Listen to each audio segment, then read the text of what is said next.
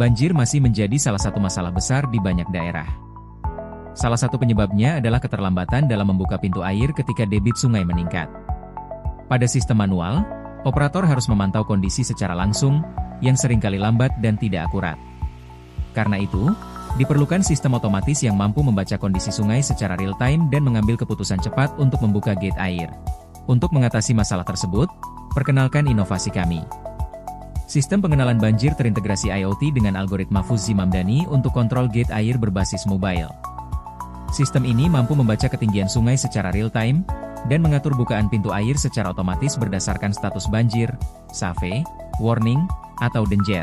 Dalam pengembangannya, kami menggunakan beberapa perangkat utama. Seperti sensor water flow digunakan untuk membaca debit aliran air.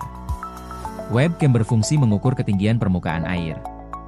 Dan data dari sensor tersebut akan dikirimkan ke mikrokontroler ESP32. Cara kerja sistem ini sederhana namun efektif. Sensor membaca kondisi debit dan ketinggian air secara terus-menerus, kemudian diproses oleh algoritma Fuzzy untuk menentukan kategori kondisi seperti aman, waspada, atau bahaya. Dari hasil tersebut, sistem otomatis mengatur bukaan pintu air dengan persentase yang sesuai. Dalam pengujian, ketika debit air berada pada level rendah, sistem mendeteksi kondisi aman dan pintu air tetap tertutup.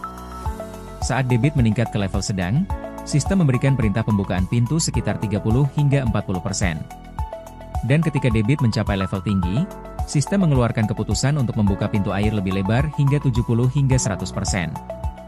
Semua proses ini berlangsung otomatis tanpa perlu campur tangan operator. Terima kasih telah menyaksikan. Semoga inovasi ini dapat bermanfaat dan terus dikembangkan ke tingkat yang lebih baik. Sekian dari kelompok 5. Assalamualaikum.